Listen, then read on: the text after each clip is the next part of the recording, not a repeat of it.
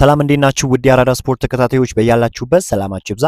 በርካታ ስፖርታዊ መረጃዎችን ወደ እናንተ ይዘን ቀረብን። እስከ ፕሮግራማችን መጠናቀቂያ ድረስ አብራችሁን ቆዩ። ሊያንድሮ ትሮሳርድ እንዲህ ሲል ተናግሯል። በአርሰናል ተጨማሪ ዓመታት መቆየት ይፈልግ እንደሆነ ጥያቄ ቀርቦለት ነበርና አሁን መቆየት እፈልጋለሁ፣ ኮንትራቱ ላይ 2 ዓመት ብቻ ቀርቶኛል።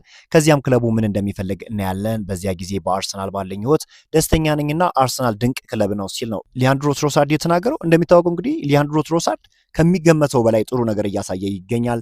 በተለይም ደግሞ ቪክተር ዮኬሬሽ ማርክ በሚደረግበት ጊዜ በክንፍ መስመር ላይ በጣም ድንቅ የሚባሉ እንቅስቃሴዎችን ያደርጋል። ከሊያንድሮ ትሮሳርድ ሌላ የወደድኩት ነገር ምንድነው? በመከላከሉ ረገድም በሚገባ ክለቡን ሲያግዝ ተመልክተናል እና በብራይተን ሆቭ አልቢዮን ቤት በጣም ከማደንቃቸው ተጫዋቾች ውስጥ የሚጠቀስ ነውና አሁን በአርሰናል ቤትም ጥሩ የሚባል ጊዜን እያሳለፈ ይገኛል። ለአርሰናል ያለውን ነገር ሁሉ እየሰጠ ነው። ሚካኤል አርቴታ እንደሚታወቀው የተጫዋቾችን አቅም የማሳደግ ብቃት እንዳለው ይታወቃል። ሊያንድሮ ትሮሳርድ ደግሞ አንዱ ማሳያ እንደሆነ ፍንትው አድርጎ የሚያሳይ ነው። አርቴታ ስለ ቪክተር ዮኬሬሽ ጉዳት ተናግሯል። አሳሳቢ ነው፣ ምክንያቱም እሱ ብዙም የጡንቻ ችግሮች የሚያጋጥመው አይነት ተጫዋች አይደለም እና አንድ ተጫዋች በዚህ ችግር ጨዋታውን አቋርጦ ሲወጣ ጥሩ ምልክት አይደለም። የጉዳቱ መጠን ምን ያህል እንደሆነ ለመርዳት እየሞከረ ነው ሲል ተናግሯል። ቪክተር ዮኬሬሽ እና ገብርኤል ማርቲኔሊ እንግዲህ ጉዳት እንዳስተናገዱ ይታወቃል። ነገር ግን እስከ ኢንተርናሽናል ብሬክ ድረስም ወደ ቡድኑ የመመለስ እድላቸው ዝቅተኛ እንደሆነ እየተገለጸ የሚገኘው በጣም ያበሳጫል እውነት ለመናገር። ምክንያቱም ቪክተር ዮኬሬሽ እንግዲህ ወደ ጎል ወደ ማስቆጠር እየተመለሰ በነበረበት ወቅት እንደዚህ አይነት ጉዳት ማስተናገዱ በጣም የሚያበሳጭ ነው። ተጫዋቹ በስፖርቲንግ ሊዝበን ቤት ባሳየው ድንቅ ብቃት አማካኝነት ነበር እንግዲህ በአርሰናሎች እይታ ስር የገባውና በአርሰናል ቤትም እንግዲህ ጥሩ የሚባል እንቅስቃሴ ማስመልከት ችሏል። ያው ፕሪሚየር ሊግ ከመሆኑ አንጻር ብዙ ጎሎችን ባያስቆጥርም ግን አሁን እንግዲህ ጎል ወደ ማስቆጠር እየተመለሰ በነበረበት ቅጽበት እንደዚህ አይነት ጉዳት ማጋጠሙ ያበሳጫል። ለአርሰናል የዘንድሮ ጥንካሬ አንድም የቪክተር ዮኬሬሽ ብቃት ጉልህ ሚና እንደተጫወተ ሁላችንም አይተናልና ብዙ ተከላካዮች እንግዲህ ቪክተር ዮኬሬሽን ማርክ ለማድረግ ሙከራ በሚያደርጉበት ወቅት ነው እንግዲህ የክንፍ መስመር ተጫዋቾች ስፔስ እያገኙ ጎል ማስቆጠር የሚችሉትና ከዛ አንጻር አሁን የቪክተር ዮኬሬሽ ጉዳት ማስተናገድ ለአርሰናል እውነት የራስ ምታት ነው። ነገር ግን ተጫዋቹ ይህን ያለ ረጅም ጊዜ እንደማይቆይ ነው እየተገለጸ የሚገኘው። ከኢንተርናሽናል ብሬክ በኋላም የመድረስ እድል እንዳለው እየተገለጸ ይገኛል። ነገር ግን አርሰናል ሰንደርላንድ ከሜዳው ውጭ ተጉዞ በሚገጥምበት ጨዋታ የመድረስ እድሉ ጠባብ እንደሆነ ታማኝ የሚባሉ የዜና አውታሮች እየገለጹት ይገኛሉ። አዳዲስ ስፖርታዊ መረጃም የሚወጣ ከሆነ ወደ እናንተ የማደርሳችሁ ይሆናል።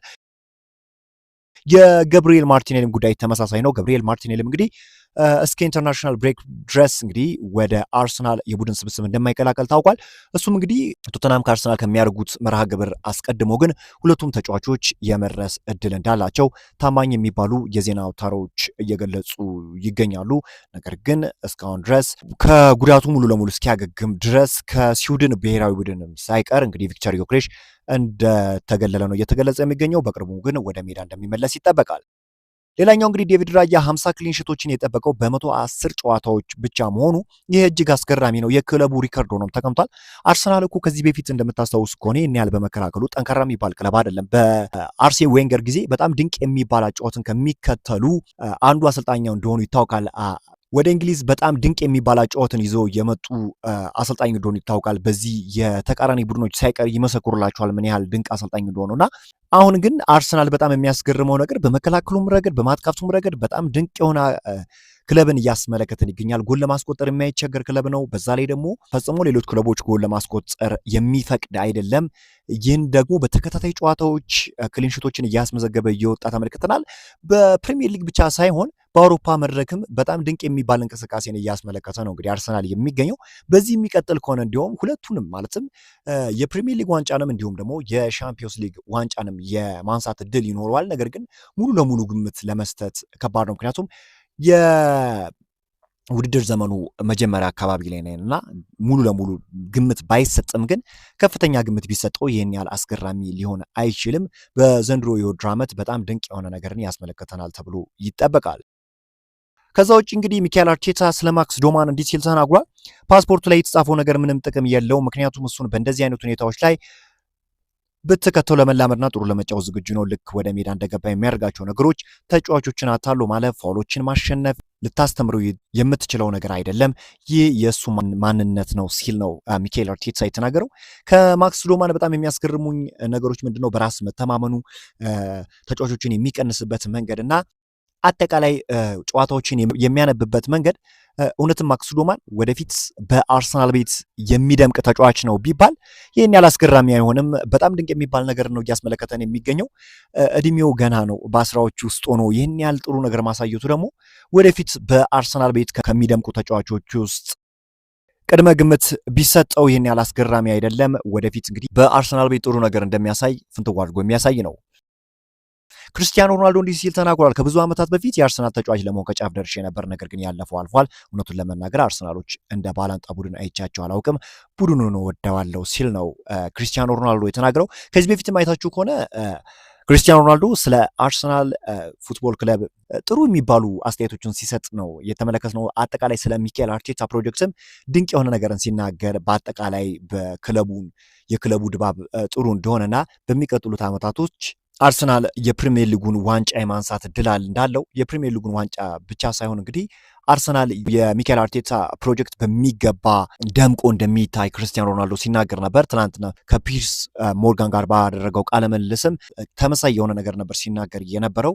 የአርሰናል ፕሮጀክት እንግዲህ በዘንድሮ የውድድር ዓመትም የፕሪሚየር ሊግ ዋንጫን የማንሳት እድል እንዳለው ተናግሯል። በነገራችን ላይ ክርስቲያኖ ሮናልዶ ብቻ አይደለም፣ ብዙዎች በሚቀጥሉት ጊዜያት አርሰናል ጥሩ ነገርን እንደሚያሳይ ከዚሁ ቅድመ ግምት እየሰጡ ይገኛሉ። እንዳጠቃላይ ሲታይ በአርሰናል ቤት የሚታየው ድባብ መልካም እንደሆነ ፍንትው አድርጎ የሚያሳይ ነው። ለዚህም ደግሞ ዋነኛው ሰው ሚካኤል አርቴታ ነው። ታስታውሱ እንደሆነ እንግዲህ በአንፊልድ ከሜዳ ውጭ ተጉዞ አርሰናል ሊቨርፑልን በገጠመበት ጨዋታ በሚካኤል አርቴታ ላይ በርካታ ትችቶች ሲጎርፉ ነበረ። ነገር ግን ሚካኤል አርቴታ እኔ በጣም ከማደንቅለት ነገር እንደዚህ አይነት ችግሮችን የሚቀርፍበት መንገድ ነው። ትችቶች ሲኖሩ ትችቶችን ለመቅረፍ የሚሄድበት ርቀት በጣም አስገራሚ ነውና ከዛች ቅጽበት በኋላ ነው እንግዲህ ብዙ ትችቶች ሲነሱ አርሰናል በዘንድሮ ዓመት ዋንጫ የሚባል ነገር አይታሰብም ምናምን ሲባል ነበር። ነገር ግን ያንን ትችት በመቀበል እያንዳንዷን ነገር በጥልቀት በመመልከት ከዛች ቀን ጀምሮ አርሰናል እጅግ ድንቅ የሆነ ግስጋሴን እንዲያደርግ አሳይቷል። ይሄ ደግሞ የአሰልጣኙን ድንቅ ብቃት የሚያመላክት ነው። ብዙዎች ልብ አላላችሁትም እንጂ አሰልጣኙ እንዴት አድርጎ ጫናን እንደሚቋቋም እንዴት አድርጎ ለትችቶች ጆሮ እንደሌለውና ኢቭን የሆነ ትችት ሲደርስበት እንዴት አድርጎ ያንን ፕሮብሌም ሶልቭ የሚያደርግበት መንገድ በጣም አስገራሚ ነው። እኔ ሚካኤል አርቴታ የእውነት በአሁን ጊዜ ካሉ በጣም ምርጥ አሰልጣኝ ከሚባሉት ውስጥ በአንደኝነት የማስቀምጠው ነውና ሚካኤል አርቴታ በዘንድሮ የውድድር ዓመት እጅግ ድንቅ ነገርን ያሳይናል ተብሎ ይጠበቃል። በዛሬው ዕለት እንግዲህ አርሰናል የተመለከቱ ዜናዎች ይህን ይመስላሉ። በአዳዲስ ስፖርታዊ መረጃዎች እስክንገናኝ ድረስ መልካሙን ተመኘው።